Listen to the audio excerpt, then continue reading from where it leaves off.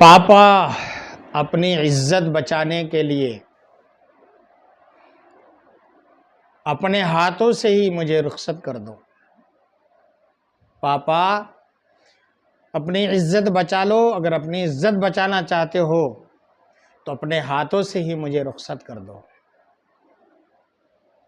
یہ ایک آواز تھی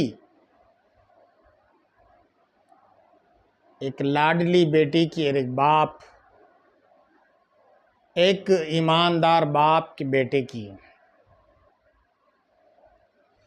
کہ جس نے اپنے ہی بس ڈرائیور کے ساتھ محبت کر کے بھاگنے کا فیصلہ کر کے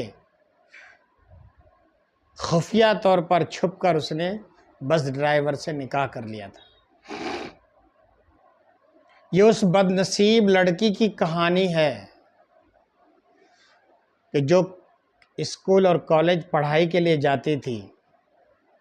تو اس نے اپنی بس کے ڈرائیور سے ہی محبت کی، اس کے جال میں پھنس کر اس نے نکاح کر لیا، اور جب وہاں سے بھاگنے کا ارادہ کیا تو اس نے فون پہ اپنے باپ کو کہا کہ پاپا اگر آپ اپنی عزت کی سلامتی چاہتے ہو تو آپ اپنے ہاتھوں سے مجھے رخصت کر دو، کیونکہ ہم نے اس بس ڈرائیور سے نکاح کر لیا ہے۔ جب یہ آواز باپ کے کانوں پر پہنچی ہوگی تو کیا اس باپ پر کیا گزری ہوگی؟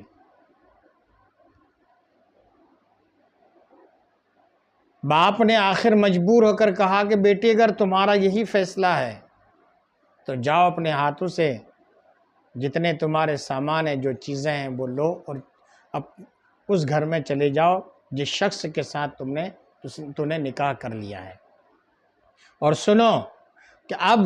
میرے گھر کا دروازہ تمہارے لیے ہمیشہ ہمیشہ کے لیے بند ہو گیا، موت و حیات تک ہم تم سے جدا ہو گئے۔ آخر کار وہ لڑکی بس ڈرائیور کے ساتھ چلی جاتی ہے، وہاں جا کر رہنے لگتی ہے۔ دن گزرتے جاتے ہیں، مہینوں گزر گئے، سال گزر گیا، 2 سال گزر گئے، 3 سال گزر گئے۔ کئی سالوں کے بعد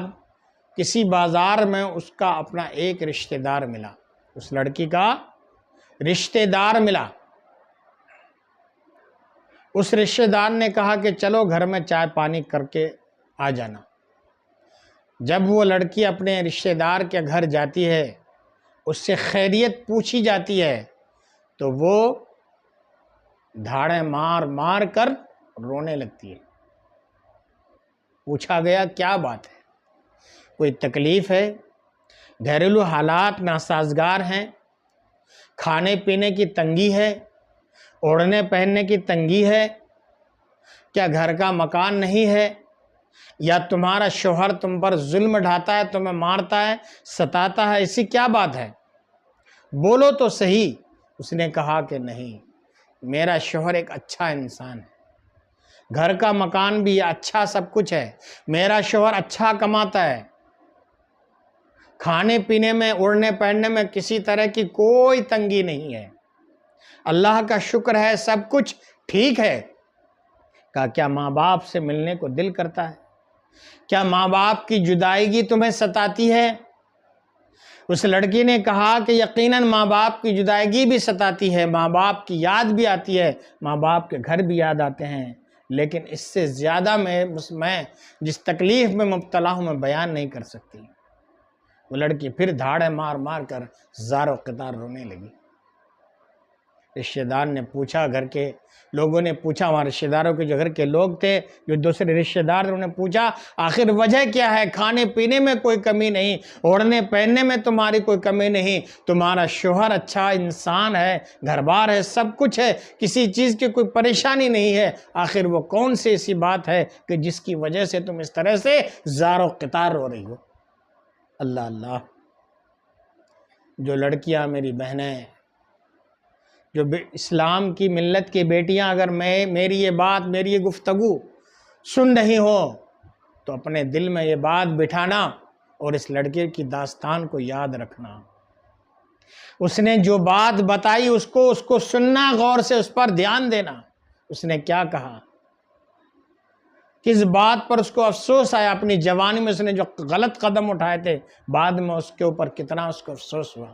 اس نے کہا کہ میرے گھر بار کی کوئی کمی نہیں، کھانے پینے کی کوئی کمی نہیں، اوڑھنے پہننے کی کوئی کمی نہیں، میرا شوہر مجھ سے محبت سے پیار سے پیش آتا ہے، میری ایک بیٹی ہوئی ہے،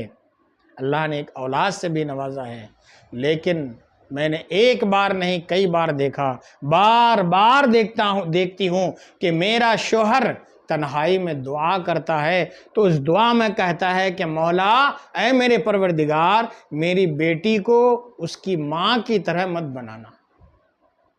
اللہ اللہ،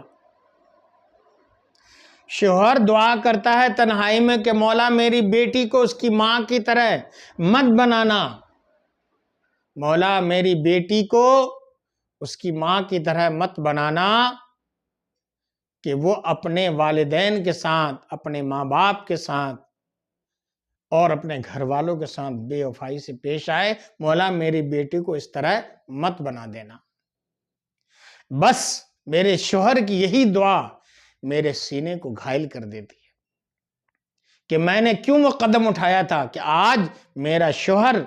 اپنی بیٹی کے لیے، میری بیٹی کے لیے یہ دعا کرتا ہے کہ مولا میری بیوی کی طرح، یعنی میری بچی کی ماں کی طرح میری بچی کو مت بنانا، اس کے افعال، اس کی حرکتیں اپنی ماں کی طرح نہ ہوں۔ جو میری بہنیں، جو میری بیٹیاں، ملت کی بیٹیاں اس طرح کے قدم اٹھاتی ہیں، وہ اس پر غور کریں، دھیان دیں۔ خود میں اپنا ایک واقعہ بتاؤں، میرے پاس 1 سال پہلے ایک لڑکی آتی ہے، اس کے گھر والے لے کر آتے ہیں، ایک لڑکے کی دوسرے مذہب کے لڑکے کی محبت میں وہ گرفتار ہو گئی، بار بار اس کے گھر والوں نے سمجھایا، میرے پاس لے کر آئے اس کے گھر والے، میں نے بار بار سمجھایا، پڑھی لکھی تھی، سمجھدار تھی، لیکن وہ نہ مانی، الٹے مجھے کہنے لگی کہ میں اس کو مسلمان کر لوں گی اور اس سے نکاح کروں گی، لیکن پہلے میں اس کے پاس جانا چاہتی ہوں۔ آخر کار اس کے گھر والے تھک گئے، ہار گئے، انہوں نے ہار مان لی، وہ لڑکی بھاگ کر چلی گئی، اور جب وہاں گئی اس کی عزت کو تار تار کرنے کے بعد جب اس کی ہوس کی آگ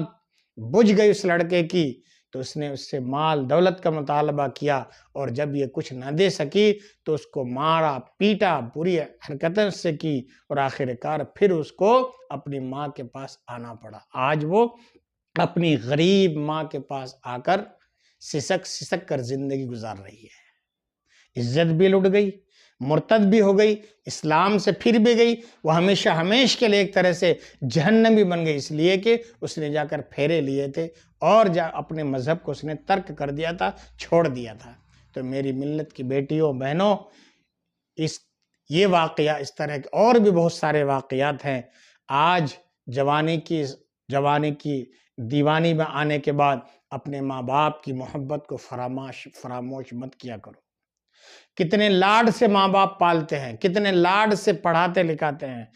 اپنی جان سے زیادہ محبت کرتے ہیں۔ بیٹی اگر کسی تھوڑی سی مصیبت میں، درد میں گرفتار ہو جاتی ہے تو ماں باپ بے چین ہو جاتے ہیں، تو اس ماں باپ کی محبت کو کبھی مت ٹھکرا دینا۔ ماں باپ اپنے بچے کے لیے ہمیشہ اچھا سوچتے ہیں، بہتر سوچتے ہیں، اور اپنے سے زیادہ عیش و آرام میں رکھنے کی کوشش کرتے ہیں۔ میری ہاتھ جوڑ کر تمام بہنوں سے، بیٹیوں سے، ملت کی بیٹیوں سے گزارش ہے کہ کبھی بھی اس طرح کا قدم مت اٹھانا، ماں باپ کے رائے اور مشورے کے مطابق اپنی اگلی زندگی کی طرف قدم اٹھانے کی کوشش کرنا۔ اللہ رب العزت سے دعا ہے کہ اللہ تبارک و تعالی تمام امت مسلمہ کی بہن بیٹیوں کی عزت کی حفاظت فرمائے، آمین ثم آمین۔